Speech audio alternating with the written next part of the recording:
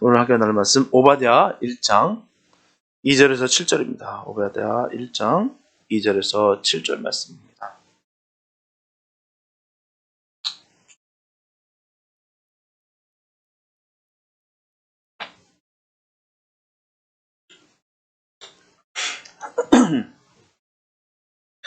오바댜 1장 2절에서 7절 말씀, 주님의 귀한 말씀 봉독해 올립니다. 여호와께서 가라사대 내가 너를 열국 중에 미약하게 하였으므로 내가 크게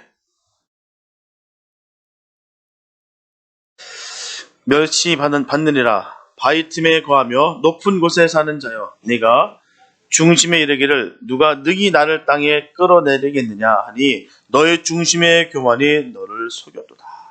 네가 독수리처럼 높이 오르며 별 사이에 깃들일지라도 내가 거기서 너를 끌어내리리라.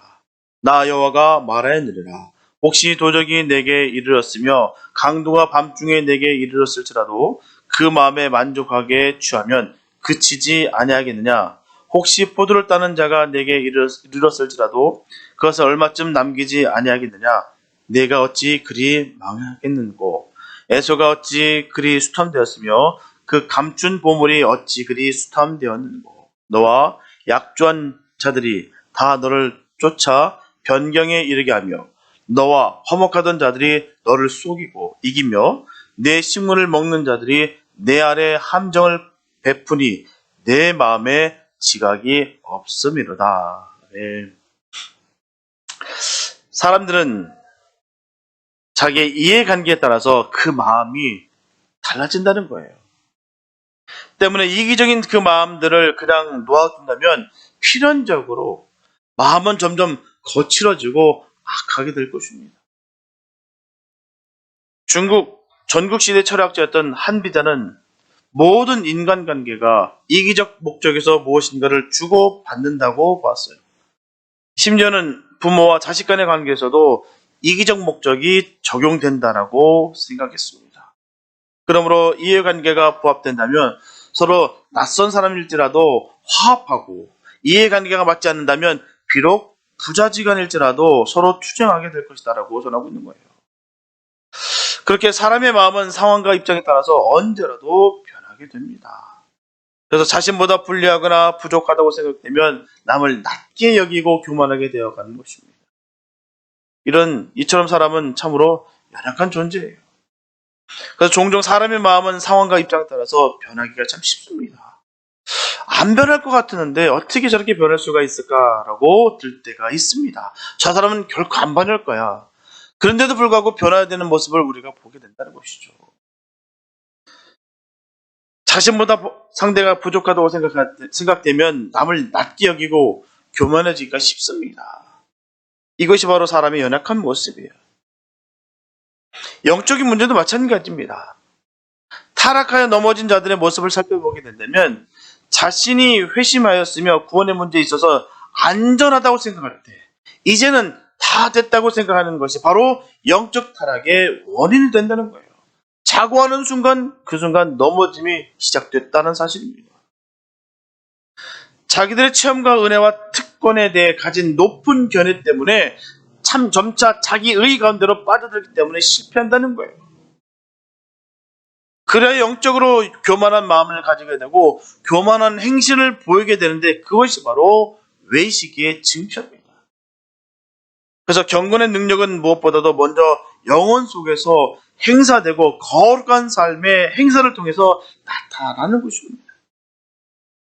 잠언서 29장 23절에 보면 사람이 교만하면 낮아지게 되겠고 마음이 겸손하면 영예를 얻으리라 말씀하고 있습니다. 하나님께서는 자신을 신격화시키거나 국가나 민족을 신격화시켜서 우상을 섬길 때 엄하게 벌을 내리신다는 것을 우리는 구약성경을 통해서 누누이 알 수가 있습니다. 벨사살이라고 하는 바벨론 왕은 자기가 천하의 왕이 된 것이 자기의 힘으로 된 것이냐, 그렇게 하나님을 무시했어요. 그런 예루살렘 성전에서 약탈해온 많은 성전 기명들과 금은보화로 자기 신하들과 또한 처첩들 모아놓고서 주연을 베풀었어요. 술 파티를 열었습니다. 그리고 그는 다음 같은 망언을 해요. 내가 신이지 누가 신이야? 신이 따로 있나? 내가 신이지. 저 이스라엘 민족이 섬기던 그 하나님도 내가 이겼어. 그러니 지금 이스라엘 백성들이 날 섬기고 있는 거야. 내가 다 포로로 잡아왔잖아. 그러니 나를 섬겨야 돼. 내가 바로 신이야. 그렇게 의시되면서 하나님에게 제사를 드릴 때 사용했던 그 제사 기명들을 술잔으로 쓰면서 잔치를 벌였어요. 하지만 바로 그때 갑자기 벽에 글씨가 나타납니다. 손가락이 나타나서 메네메네 데겔 우바르신이라고 썼어요. 해석하면 너는 저울에 달아보니 모자란다. 너의 날이 다 되었다. 너는 이제 한도가 찼다. 그러므로 너의 나라를 메대와 마사에게 나눠주겠다라는 파멸을 선언했어요. 그날 밤에 그에게 하나님 채찍이 임했습니다. 그게 의기양양하고 자기가 신이라 여기면서 그렇게 교만할 때 하나님 그날 바로 치셨어요.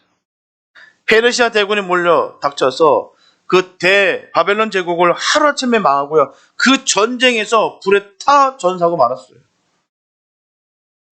이와 같이 교만의 결과는 너무나도 무섭습니다. 우리가 기억해야 될 것은 누구나 마음이 변할 수가 있고요. 교만할 수 있다는 거예요. 그래서 더더욱 무서운 겁니다. 어느 특정한 사람만이 아니에요. 어느 누구일지라도 변할 수 있다는 거예요. 교만할 수가 있다는 것입니다. 가난한 사람이라고 해서 교만치 않은 거 아니에요. 가난한 사람 중에서도 얼마나 교만한 사람도 많이 모르기 때문인지 모릅니다. 부자들도 마찬가지고요. 그거 아닙니다. 배우고 못 배우가 문제가 아니에요. 교만할 수 있다는 것이죠. 오늘 본문에 나오는 에돔은 당시 아주 강대한 나라였습니다. 그러나 그 마음속에 교만이 들어와 자고하고 있었어요. 그 어떤 나라가 감히 우리나라를 넘을 수 있겠느냐라고 하면서 대단히 콧대가 높아져 있었습니다. 그러면서 그들은 하나님이 택하신 백성인 바로 이스라엘을 괴롭혔고요. 못 살게 굴었어요. 오늘은 교만으로 인해서 하나님께 버림을 받게 된 에돔에 대해서 말씀을 나누면서 교만의 그 심각성에 대해서 함께 나누겠습니다. 하나님 백성을 못 살게 하고 괴롭히게 한 에돔에 대해서 하나님 어떻게 하셨을까요? 본문 2절을 보면 여호와께서 가라사대 내가 너를 열국 중에 미약하게 하였으므로 네가 크게 멸시를 받느니라. 지금은 강대국처럼 보이나 하지만 하나님께서 아주 미약하게 하시고 약하고 너무나도 보잘것없고 천한 나라로 만드시겠다는 거예요. 그 결과가 명확합니다. 바로 내가 크게 멸시를 받느니라 라고 분명히 말씀하셨어요. 그러므로 강대국이었던 에돔은 열국한테 멸시를 받게 되었어요. 하나님께서 미약하게 하심으로 말미암아 이제는 주변에 있는 나라들에게 에돔은 이제는 전혀 위협적인 대상이 되지 아니하고 오히려 멸시와 천대를 받는 바로 백성이 될 수밖에 없다는 것입니다. 이처럼 하나님께서 버리시면 사람들에게도 멸시받는 하찮은 존재가 될 수가 없어요. 그러나 내가 아무리 미천하고 작은 존재라 할지라도 하나님께서 우리를 귀하게 여기 주신다면 사람들도 우리를 귀하게 여기고 존중하는 존재됨을 우리는 알아야 됩니다. 분명하게 우리는 힘이 없어요. 우리에겐 능력이 없습니다. 연약합니다. 그러나 하나님께서 우리를 사랑해 주시기 때문에 이 세상 그 어느 누구일지라도 감히 우리를 만만하게 볼 수 없는 존재가 되는 것이에요. 하나님의 자녀가 되었기 때문에 그렇습니다. 그렇다면 에돔이 그렇게 미약하게 되는 하나님의 그 심판을 받게 된 그 원인이 과연 무엇이었을까요? 본문 3절에서 분명히 전하고 있듯이 너의 중심의 교만이 너를 속였도다 라고 되어 있습니다. 바로 그 원인은 교만이에요. 교만. 그들의 교만으로 인해서 하나님의 심판을 받게 된 거예요. 무시무시한 것입니다. 교만은 무서운 거예요. 믿는 우리들에게 있어서 교만은 가장 무서운 것이라 늘 여기게 되시길 바랍니다. 그렇다면 에돔이 그렇게 교만하게 되었던 동기가 뭘까요? 그것은 바로 그들이 지리적인 위치 때문이었다는 것입니다. 본문 3절에 보면 에돔이 바위 틈에 거하며라고 전하고 있어요. 바위 틈에 거한다. 이처럼 에돔은 산악지대 위치에서 곳곳에 절벽이 있었습니다. 또한 본문 9절에 보게 되면 드마나 내 용사들이 놀랄 것이라 이로 인하여 에서의 산의 거민이 사륙을 당하여 다 멸절되리라 라고 전하고 있어요. 여기서 드만이라고 하는 것은 에돔의 한 도시를 말하는 것입니다. 그리고 에서의 산의 거민이라고 했어요. 그러므로 에돔은 산악지대라는 것을 알 수가 있어요. 평지가 아닌 산악지대입니다. 아가서 2장 14절에 보게 되면 바위 틈 낭떠러지 은밀한 곳에 있는 나의 비둘기야라고 말씀하고 있어요. 이렇게 비둘기가 바위 틈에 둥지를 틀었다는 것은요, 안전하기 때문에 틀었다는 거예요. 아무도 침범할 수 없기 때문에 바위 틈에 둥지를 틀었습니다. 마찬가지예요. 바위 틈에 거하며 라는 것은 지리적으로 안전하다는 거예요. 거기서 한 걸음 더 높은 곳에 올라가서 높은 곳에 거하는 자여라고 했어요. 에돔은 산악지대에 자리 잡고 있다고 했는데 해발 약 1500m 정도 되는 그 고지에 살고 있었습니다. 이렇게 에돔이 얼마나 높은 곳에 위치하고 있는지 알 수가 있어요. 그리고 에돔의 북쪽은요, 모압과 경계가 됩니다. 여기는 세레치네라는 깊은 계곡이 있어요. 그래서 감히 북쪽으로 침범할 수가 없습니다. 왼쪽은 아라비아 광야가 쫙 펼쳐져 있어요. 또한 오른쪽에는 아라비아 사막이 쫙 펼쳐지고 있습니다. 왼쪽은 아라비아 광야, 오른쪽은 아라비아 사막. 분명하게 철의 요새입니다. 빈틈이 없어요. 말 그대로 어느 누구도 격파할 수 없는 그런 철옹성과 같은 곳이었다라는 것입니다. 동남쪽에서만 들어갈 수가 있었어요. 양사방에서 어떤 나라도 침략할 수 없는 너무나 좋은 위치의 땅이 바로 에돔 땅입니다. 하지만 중요한 것은 본문 3절에서 분명히 전하고 있듯이 내가 중심에 이르기를 바로 지리적인 조건은 천혜적이라는 거예요. 분명히 그것이 잘못됐다는 말을 전하는 것이 아닙니다. 그 지역이, 그 곳이 좋아서 지금 문제가 되는 것이 아니에요. 문제는 바로 마음의 태도가 잘못됐다라고 분명히 전하고 있는 것입니다. 내가 중심에 이르기를, 너희가 많은 것을 가졌다고 해서 잘못된 것이 아니라 네 중심이 잘못됐다라고 분명히 하나님 지적하고 계시는 것입니다. 예를 들어서 보면 우리가 열심히 일해서 돈 벌어서 잘 사는 것은 잘못된 것이 아닙니다. 부자가 잘못된 것이 아니에요. 하나님께서도 부자를 싫어하지 않습니다. 부자를 싫어하는 거 아니에요. 요즘 세대가 너무나 지금 악해지고 있고 세상의 경제 불황으로 인해서 많은 사람들의 마음이 거칠어지고 있으니 자꾸 부자를 보는 눈이, 자꾸 시선이 자꾸 곱지가 않아요. 미혹고 분노가 나타난다는 것입니다. 왜? 자기네들은 가진 것이 없고 저 사람들이 다 갖고 있는 것 같으니까 요즘은 정말 강도가 한두 명이 들어오는 게 아니라 떼강도로 들어옵니다. 너무나 무시무시해요. 이제는 얼마나 이 미국 땅에서도, 이 잘 사는 미국 땅에서도 이런 일이 벌어지고 있는데 세계 곳곳에서는 얼마나 흉악한 일들이 벌어지는지 모르겠습니다. 그 모든 그 마음에서의 그 분노는 바로 이기적인 마음에서 나오는 거예요.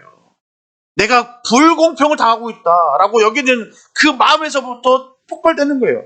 내가 열심히 땀을 흘려서 내가 이루어서 내가 그 잘 살게 된 것을 바라보는 것이 아니라 이 사회가 잘못되고 저 사람들이 다 가져갔기 때문에 난 못 산다라고만 원망하고 원통하기 때문에 그 마음속에서 분노만 나타난다는 것입니다. 그래서 부자는 다 잘못된 것이냐, 미움의 대상이 됐다라고 보는 것입니다. 분명 사실은 돈이 많다고 해서 부자라고 해서 나쁜 것이 아니에요. 하나님도 부자라고 했다고 해서 아닙니다. 하나님께서 우리에게 부를 약속하셨어요. 장수의 복을 주신다고 하셨어요. 천대에 이르기까지 복 주시길 원하신 분이 바로 하나님 되십니다. 그런데 복 주시고 미워하실 일 없습니다. 그걸 문제, 돈이 많다고 부자가 됐다고 미워하는 것이 아니라 내가 지금 지위가 높다고 해서 나쁘다는 것이 아니라 내가 모든 것이 지금 평탄하고 내가 완만해서 나쁘다는 것이 아닙니다. 바로 그 마음의 중심에서의 악함이 문제라는 것이에요. 돈 좀 많다고 해서 뻐기고 의지되고 남을 멸시하고 하는 그 마음의 태도가 잘못된 거예요. 에돔도 마찬가지입니다. 지리적 조건은 너무나도 좋습니다. 그런데 그것으로 인해서 네가 중심에 이르기라고 했어요. 마음의 태도가 잘못됐다는 것입니다. 언제나 그들의 생각은요, 누가 능히 나를 땅에 끌어내리겠느냐 하니라는 거예요. 그들의 마음속에 중심이 늘 그렇게 있습니다. 감히 누가 우리를 넘어뜨릴 수 있겠느냐. 이 세상에 그 누구도 그 어떤 나라도 나를 땅에 끌어내릴 자가 없다고 생각하는 것입니다. 그게 잘못이라는 거예요. 에돔은 교만해진 나머지 잘못된 질문을 스스로 던지고 있었다는 것입니다. 우리는 절대 지지 않는다. 우리는 늘 이긴다. 감히 나를 어떻게 넘어뜨릴 수 있겠느냐. 그래서 본문 4절에 보게 되면 네가 독수리처럼 높이 오르며 별 사이에 깃들일지라도 내가 거기서 너를 끌어내리리라. 나 여호와가 말하느니라. 이처럼 여호와 하나님이 에돔을 끌어내린다고 말씀하십니다. 본문 3절 마지막 부분을 다시 보게 되면 너의 중심의 교만이 너를 쏘겼도다라고 했어요. 지금 에돔의 중심은 교만으로 꽉 차 있습니다. 그것이 에돔을 스스로 속이는 거예요.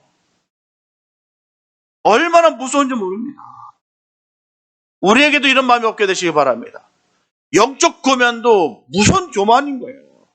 우리가 영적으로 깨면 깨수록, 내가 은혜를 받으면 받을수록, 내가 믿음의 깊이가 깊어지면 깊어질수록 더욱더 겸손해질 수밖에 없습니다.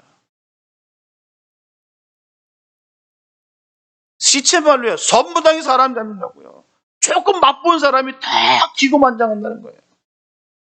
정말 그 놀라신 그 거룩하신 그 주님의 사랑을 깨닫고 알게 되면요, 주님 앞에 무릎 꿇게 돼 있고 세상을 바라보면서, 영혼을 바라보면서 같이 주님과 함께 아파하게 돼 있다는 것입니다. 교만할 수가 없어요. 남들은 다 죽었고 나만 살았다고 하는 사람들이 얼마나 많은지 모르겠어요. 우리는 그런 것이 없게 되시길 축복합니다. 나만 살고 나만 잘 되는 것이 아니라 나도 살고 너도 살고, 죽어있는 그 모습, 잠들어 있는 모습을 보고 아파하고 슬퍼하고 주님 앞에 기도하는 모습, 우리가 그런 모습이 있어야 될 줄 믿습니다. 우리가 정말 주님 안에 있다면 우리는 교만할 수가 없어요. 종교적인 열심을 가지고선 우리가 믿음을 나타낼 수가 없습니다. 정말 믿음의 사람들은 주님의 마음을 아는 거예요. 주님은 늘 눈에 말씀 주시는 거예요. 너의 중심에 교만이 너를 속였도다. 얼마나 무서운지 모르겠어. 네가 교만했기 때문에 지금 쏟고 있는 거야. 얼마나 무서운지 많은지 모르겠습니다. 이런 말이요. 정말 우리 마음 가운데 성령 충만 있게 되시기 바랍니다. 성령 세례는 한 번 받는 것이거나 성령 충만은 늘 있는 것이에요. 우리가 성도로서의 삶이 뭐냐? 다른 거 아닙니다. 수많은 내 앞에 있는 그 죄를 우리가 지배하는 거예요.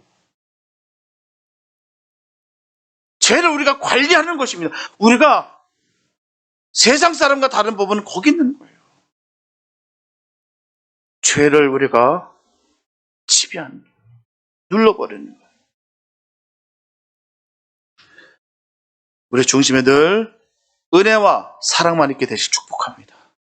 우리 주님께서 원하시는 바가 거기 있는 거예요. 너의 중심에 교만이 너를 속였도다.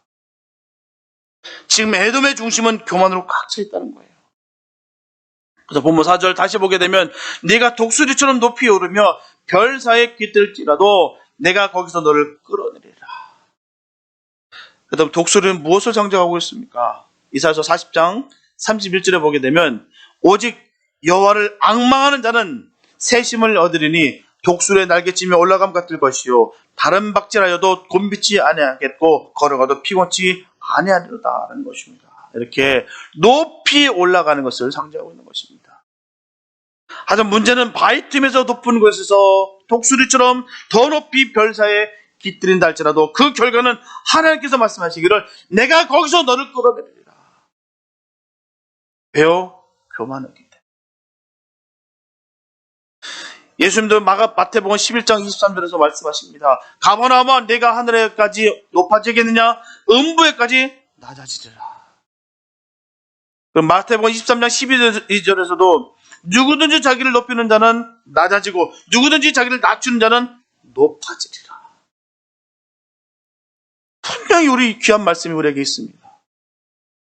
우리 예수님께서 직접 하신 말씀들이세요. 근데 이 말씀들은 우리가 쉽게 넘길 때가 얼마나 많은지 모르겠어요. 자기를 높이고 싶을 때가 얼마나 많은지 모릅니다. 분명한 사실은 주님께서 음부에까지 낮게 하신다고 하셨고요. 높인 자는 낮추시겠다라고 분명히 말씀하셨어요. 그러나 낮추는 자는 내가 높여주겠다. 이게 주님의 뜻입니다. 하나님께서 우리를 높여주신다고 하셨어요. 우리가 낮추면 말입니다. 주님, 저는 죄인입니다. 저에게 긍휼을 베풀어 주시옵소서라고 그럴 때 하나님께서 우리를 감싸주시고 사랑해주시고 우리를 높여주십니다. 주님을 믿으시기 바랍니다. 하신 말씀을 믿으시기 바랍니다. 분명히 하셨는데도 불구하고 이 말씀 안 믿는 것은 우리가 믿음이 있다라고 우리가 어떻게 감히 말할 수가 있겠습니까? 주님께서 하신 말씀을 우리가 믿지 않고 따르지 않는데 어찌 우리가 믿음의 사람이라고 말할 수가 있겠습니까? 내 힘으로 하면 안 된다는 것이죠. 주여, 나는 할 수 없습니다. 나는 아무 능력이 없어요. 하나님께서 해주셔야 됩니다. 하나님 아니면 나는 안 되는 존재입니다. 라고 이런 자세를 가지면 하나님께서 역사하십니다. 혹시 여러분께 복잡한 문제가 계십니까? 주여, 나는 죄인입니다. 할 수가 없습니다. 주님, 인도해 주시옵소서. 그럼 하나님께서 다 해주실 줄 믿습니다. 그 이유가 우리가 하나님께 사랑받는 백성이기 때문이에요. 우리가 이룰 수 있는 것은 하나님의 자녀이기 때문에 할 수 있는 것입니다. 아무나 하는 거 아니에요. 세상에 주님을 믿지 않는 사람이, 종교인이 주님 앞에서 하나님, 하나님 사랑합니다. 난 죄인입니다. 할 수도 없을 뿐만 아니라 하나님 그 말 안 듣습니다. 주님께서 들으시는 건 주님의 자녀들의 음성을 들으시는 거예요. 자녀들의 그 아픔을 주님께서 기억하시는 것입니다. 그 정말 통증스러운, 정말 애통하는 마음으로 주님께 간구할 때 하나님 그 음성을 들으시는 거예요. 우리는 하나님의 자녀입니다. 내게 하려고 하지 마시고 하나님께 맡기시는 저와 여러분들 하시기를 예수님 축복합니다. 하나님 역사하시면 됩니다. 그래서 보면 5절에서 선하고 있듯이 혹시 도적이 내게 이르렀으며 강도가 밤중에 내게 이르렀을지라도 그 마음에 만족하게 취하면 그치지 아니하겠느냐. 혹시 포도를 따는 자가 내게 이르렀을지라도 그것을 얼마쯤 남기지 아니하겠느냐라는 것입니다. 이제 차라리 도적에 의해서, 강도에 의해서 괴롭힘을 당했다면 더 낫다는 거예요.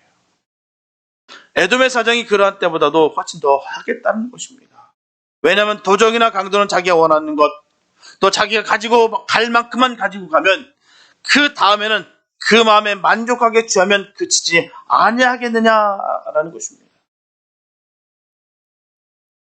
내가 가져갈 만큼만 가져가고 또 원하는 것만 가져가면 끝이다라고 말씀하고 있는 거예요. 그러나 하나님의 심판은 그렇지가 않다는 것입니다.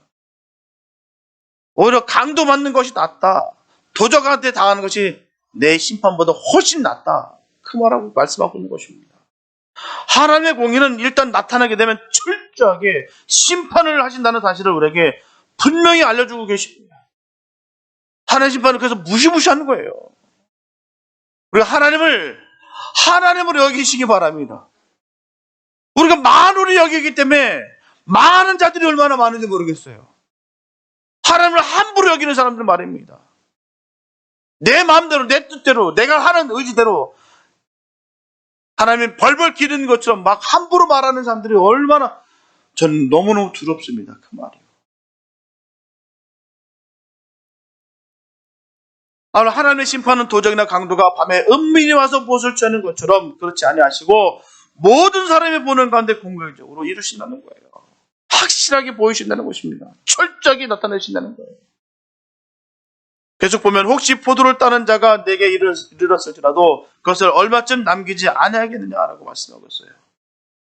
이 말씀과 관련된 말씀으로 레위기 19장 10절을 찾아보게 되면 너의 포도원의 열매를 다 따지 말며 너의 포도원에 떨어진 열매도 줍지 말고 가난한 사람과 타국인을 위하여 버려두라. 나는 너희 하나님 여호와니라 라고 말씀하고 계십니다. 대개 포도를 따는 자들은 포도밭에서 포도를 다 따지 말고 얼마쯤은 남겨두어야 한다는 것이 율법의 규정이에요. 하나님의 심판은 그렇지가 않다는 것입니다. 율법에 얽매여서 무엇을 남겨야 하는 그런 것 없이 다 철저하게 심판하신다는 것을 우리에게 분명히 말씀해 주고 계십니다. 물론 우리 하나님은 인자신 하나님, 자비로운 하나님 되십니다. 사랑의 하나님 되세요. 그러나 그 자비가 짓밟힐 때는, 하나님의 자비가 받아들이지 않을 때는 하나님의 공의가 무섭게 서게 된다는 사실을 우리는 반드시 알아야 될 줄 믿습니다.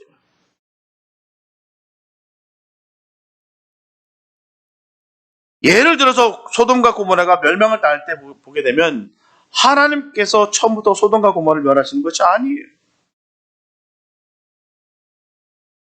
먼저 아브라함의 중보 기도를 다 들어주셨어요. 만일 소돔과 고모라의 의인 10명이 있었더라도 하나님 그 땅을 결코 멸하지 않으셨을 것입니다. 아끼셨을 거예요. 그러나 롯의 두 사위가 하나님의 자비를 우습게 알고 농담으로 여기고 저항할 때 하나님의 공의가 그대로 나타나게 되었어요. 그리할 때 소돔과 고모라가 흔적도 없이 하나님의 그 심판에 의해서 멸망당했다는 것을 우리 분명히 알아야 될 줄 믿습니다. 우리는 늘 하나님의 자비로우심을 귀하게 여길 줄 알고 하나님께 긍휼을 베풀어 달라고 기도하는 모습이 되어야 되는 것입니다. 하나님 늘 우리에게 기회를 주세요. 기회도 안 주시고 바로 심판하신 적이 없어요. 우리에게 기회를 주시면 그 기회 주신 것에 감사하며 우리는 주를 향해서 주를 위해서 우리가 달려가야 될 줄 믿습니다. 그게 중요한 거예요. 기회 주셨는데도 불구하고 그 기회를 박차하면은 그 심판은 무섭게 임한다는 겁니다. 우리 하나님께서 사랑의 하나님이 아니신 것이 아니에요. 우리 하나님께서는 긍휼이 한이 없으신 분이십니다. 그 사랑이 영원하신 분이세요. 그러나 하나님의 그 자비를 짓밟을 때는 하나님께서는 심판하신다는 것입니다. 기회를 주셨는데도 불구하고 그 기회를 박찼을 때는 하나님께서는 그다음부터는 심판인 거예요. 얼마나 무서운 말씀인지. 우리가 신앙생활을 그냥 우리가 내 기분과 감정에 따라 살아가는 것이 아닙니다. 철저하게 주님 중심 속에 주님 제일 가운데 살아가는 거예요. 주님의 기쁨이 되는 삶이 무엇이며 주님이 과연 우리에게 요구하시는 것이 무엇이며 목적과 계획이 무엇이며 하나님을 위한 삶이 무엇인지를 깨닫고 살아가야 될 줄 믿습니다. 그냥 살아가는 것이 아니에요.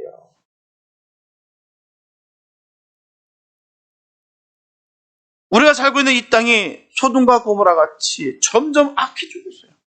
점점 타락해가고 있습니다. 어둠이 깊어만 갑니다. 이제는 죄가 아닌 세상이 되어버렸어요. 아시다시피 말입니다. 얼마나 세상이 점점 어두워지고 있는지 뉴스 보니까 어떤 도시는요 완전히 마약 도시가 되어버렸어요. 그냥 사람들이 걸어 직립보행하는 사람이 없습니다. 흐느적거렸다는 좀비 같아요. 거기서 나오길 좀비라고 하길래 처음에는 무슨 영화 찍는 줄 알았어요. 그게 아니라 마약에 찌들려서 직립보행을 못하고 그냥 흐적흐적 다니고 있더라고요. 거기서 그냥 그게 성행되고 있어요. 이게 미국이라는 모습입니다. 그게 거기뿐만 아니라 곳곳에 이루어지고 있다는 사실이 얼마나 무섭고 두려운지 모르겠어요. 합법화 돼버렸거든요. 예전에 죄라고 했던 것이 이제는 합법화가 돼버렸어요. 이제 떳떳이 내가 돈만 있으면 내 나이만 되면 누구든 가서 살 수 있고 누구나 할 수 있습니다. 이게 미국이 돼버렸어요. 얼마나 악해졌는지. 대한민국도 뭐 그렇다고 해서 안전지대는 아닙니다. 똑같아요. 세상에 그 어디도 안전지대는 없습니다. 점점 어두워지고 있는 것은 사실이에요. 그럼에도 불구하고 하나님이 이것을 심판하지 아니하시고 아끼시는 것은요.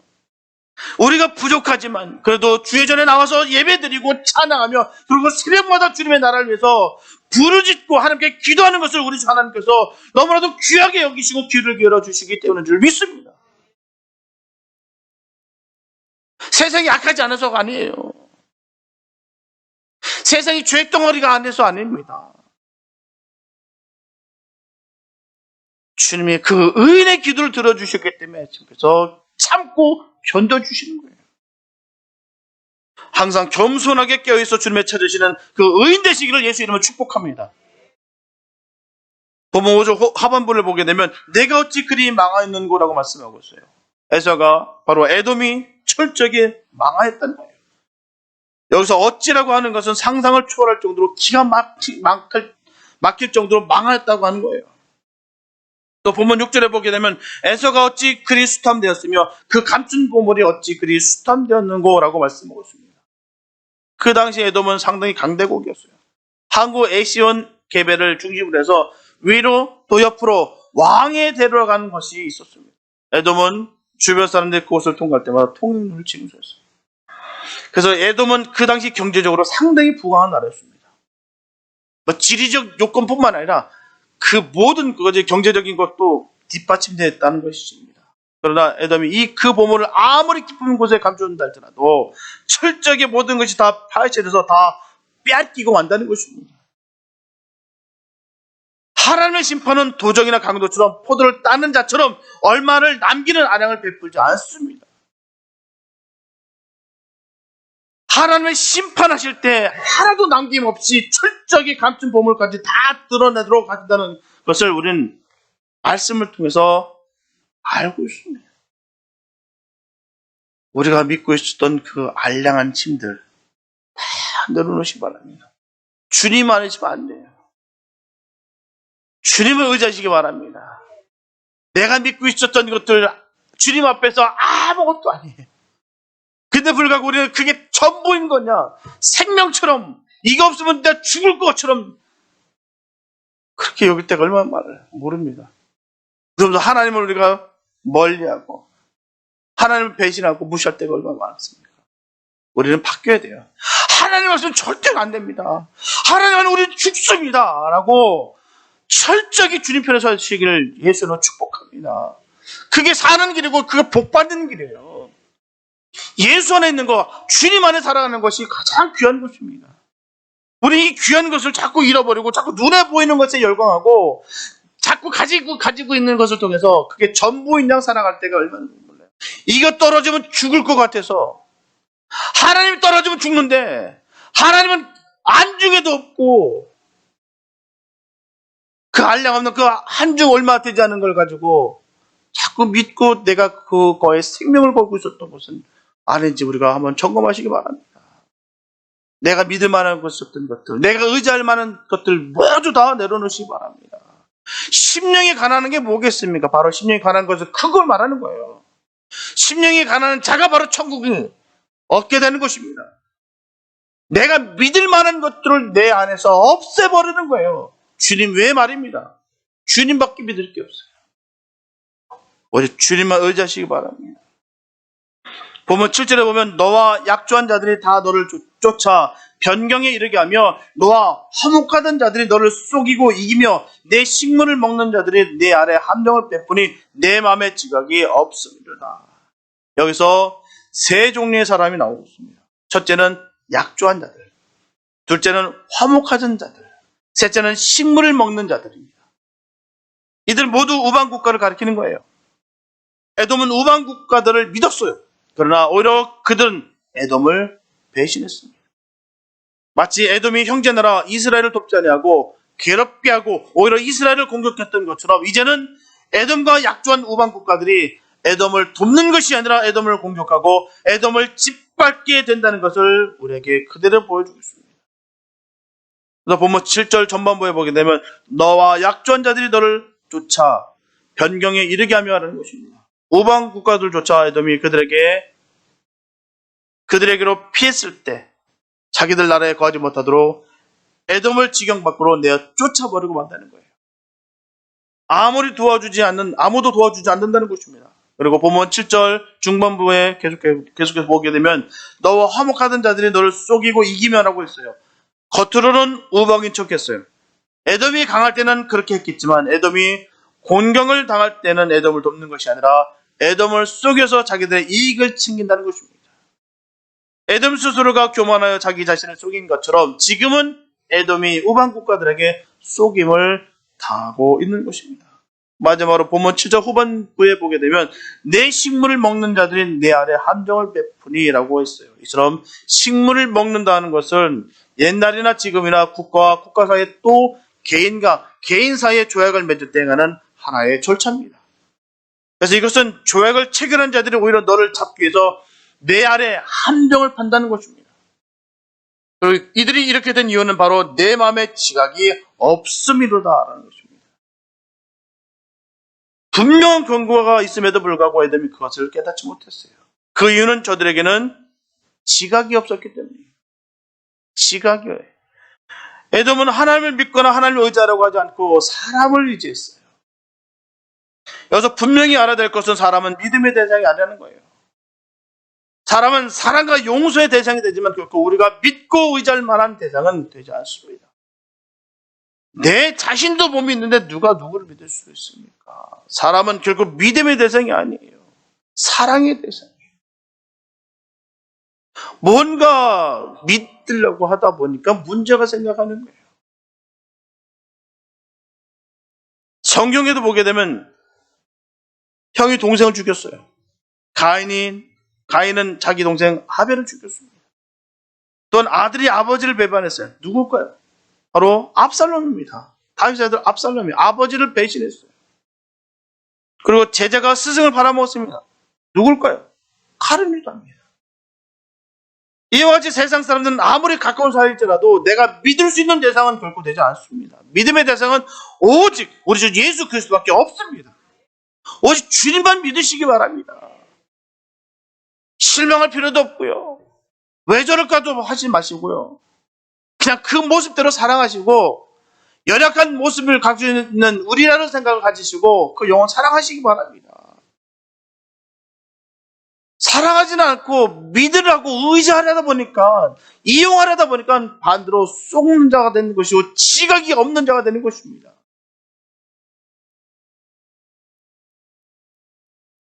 늘 주님 안에서 하나 되시고 서로 협력하시고 나누시기 바랍니다.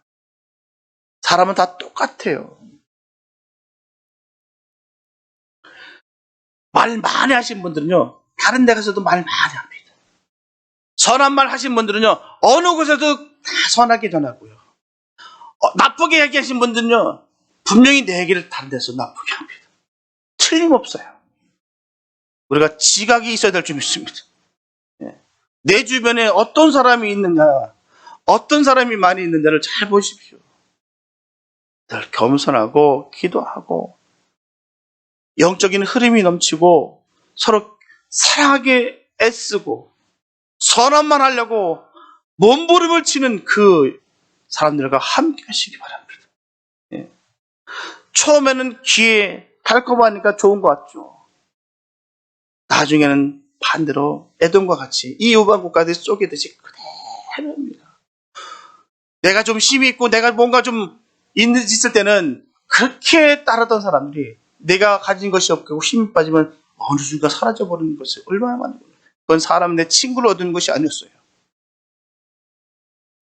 똑같습니다. 지금이나 예전이나 앞으로도 똑같아요. 하나님의 말씀이 결코 변치 않는 것처럼 똑같은 그 삶은 연속의 연속이라는 것입니다. 늘 선한 말, 복된 말, 예수 얘기하는 곳에 늘 있으시기 바랍니다. 그곳이 사는 길이고 그곳이 정말 생명이 있는 곳입니다. 허물 맨날 물어다주고 얘기해주고 허물 얘기하고 내 얘기 그대로 갖고 와서 얘기합니다. 이거는 틀림없는 내가 예언합니다. 제가 예언한 거 몇 가지 있는데요. 그 중에 하나입니다. 똑같아요. 어디든 똑같아요. 지역 상관없습니다. 똑같습니다. 네.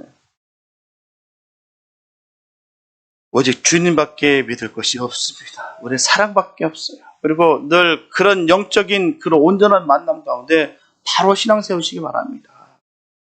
히브리서 13장 8절에 보게 되면 예수 그리스도는 어제나 오늘이나 영원토록 동일하시니라고 말씀하고 있어요. 하나님을 더욱 신뢰하시고 의지하는 저 여러분 되시길 축복합니다. 그런데 예돔은 주변에 있는 나라들을 의지하고 하나님을 의지하지 않는 불신앙적인 모습을 가졌어요. 그래서 결국은 오히려 그런 나라들에 의해서 곤경을 당하는 모습을 보여줍니다. 주고 있습니다. 저 어른들은 지각이 없어 이런 무지한 삶을 살지 않게 되시길 축복합니다. 지혜가 있어요. 오죽하면 주님께서도 뱀을 비유하시면서 뱀같이 지혜로워야 된다고 말씀하시지 않습니까? 비둘기처럼 순결하지만 뱀같이 지혜로워야 된다고 말씀하시는 거예요. 우리가 정말 지각이 있어야 될 줄 믿습니다. 어떤 것이 사는 것이고 어떤 것이 정말 하나님의 말씀이 있는 것이며 어떤 것이 하나님께서 원하신 바가 무엇인지를 명확하게 깨닫고 믿음 있는 생활을 해야 될 줄 믿습니다. 듣기 좋은 꼰대라도 한두 번에 같이 그런 얘기가 오가게 되면은 악한 말이 오가고 되게 되면은 나도 악하게 되겠습니다. 듣지도 말고 전하지도 말아야 되는 거고요. 오히려 주님만 의지하고 주님만 선포하시고 살아가시길 축복합니다. 사랑하는 여러분, 역대하 20장 12절에 보게 되면 우리 하나님이여 저희를 징벌하지 아니하시나이까. 우리를 치러오는 이 큰 무리를 우리가 대적할 능력이 없고 어떻게 할 줄도 알지 못하고 오직 주만 바라보나이다. 연합군이 여호사밧을 치기 위해서 공격해 들어왔어요. 우리도 이 세상을 살다 가다 보면 이런 청편을 당하는 경우가 참으로 많습니다. 정말 사방으로 적들에 의해서 우겨싸움을 당할 때가 참 많아요. 옴짝달짝 못하겠고 어찌게 할지도 모르겠고 점점 상태는 악화돼 가고 내가 의도하는 바와 전혀 상관없이 자꾸 오해가 깃들어지고 아픔이 임하게 될 때가 있다는 것이죠. 우리 힘으로 도저히 감당할 수 없을 때 우리는 바로 여호사밧처럼 기도하시기 바랍니다. 하나님, 내 힘은 도저히 감당할 수가 없습니다. 어떻게 할지도 알 수도 없습니다. 주님만 바라봅니다. 그렇게 기도했다는 것이죠. 우리도 이런 기도 있게 되시길 축복합니다. 하나님, 난 알지도 못합니다. 할 수도 없어요. 하나님, 그러나 난 주님만 바라봅니다. 우리 일상 기도하시면서 그런 기도하시기 바랍니다. 주님만 바라봅니다. 하나님, 나는 능력이 없어요. 하나님, 내가 어떻게 할지도 모르겠습니다. 정말 눈물만 납니다. 하나님, 나의 눈물을 기억해 주시고 하나님, 내 마음을, 내 중심을 아신 그 주님, 나를 아신 그 주님 역사해 주시옵소서. 주님 앞에 더욱더 낮아집니다. 하나님, 나를 긍휼하게 여겨주시옵소서. 그런 기도가 오래 기도해야 될 줄 믿습니다. 세상 줄을 붙이지 마시고 여호와 하나님을 온전히 신뢰하시기 바랍니다. 결국 유다가 이 싸움에서 승리했어요. 여호사밧이 자기 힘으로 승리한 것이 아니에요. 완벽하게 질 수밖에 없는 그 전쟁이었습니다. 여호사밧이 질 수밖에 없는 그런 전쟁이었어요. 그러나 하나님을 의뢰하고 오직 주님만을 바라볼 때 하나님께서 그렇게 승리케 해주시는 것입니다. 겸손하게 주님을 의지하고 교만한 마음을 버리는 사람, 주님께서 지켜주시고 보호하시며 승리케 하십니다. 저는 이 말씀을 믿습니다. 우리가 평생 살아가면서 오직 주님만을 믿으시면서 승리하게 되시길 축복합니다. 주님이 우리를 승리케 하시는 거예요. 사람이 능력이 많아서 이기는 것이 아닙니다. 주님이 우리를 승리케 하시는 거예요. 오직 주님만을 바라보시기 바랍니다. 그래서 주님께 늘 위로받으시고 또 높아지고자 하는 그 마음도 다 막으시고 하나님을 더욱더 의지하시고 하나님만을 신뢰하심으로써 하나님을 기뻐하시는 모습이 돼서 하나님이 주시는 도움을 받아서 승리하시는 저와 여러분들 다 될 수 있게 되시기를 예수님의 이름으로 축원합니다. 기도합니다.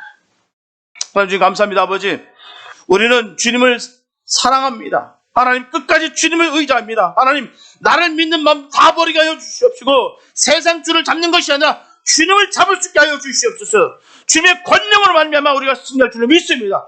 하나님, 역사하여 주시옵소서. 주님의 크고 놀라신 그 사랑으로 말미암아 우리가 살아가고 있음을 늘 믿음으로 고백하게 도와주시옵시고 늘 우리 주님 주신 마음으로 통하여 주님 주신 그 성령의 충만함으로 말미암아 그 영혼들을 사랑하고 늘 겸손하게 주님의 영광을 돌릴 수 있는 그런 복된 삶 되게 하여 주시옵소서. 주께서 우리를 신실하게 던져 주시고 변화시켜 주시며 성령 충만케 하여 주시옵소서. 주께서 함께 하실 줄 믿사옵고 우리를 원하신 예수님의 이름으로 기도했습니다.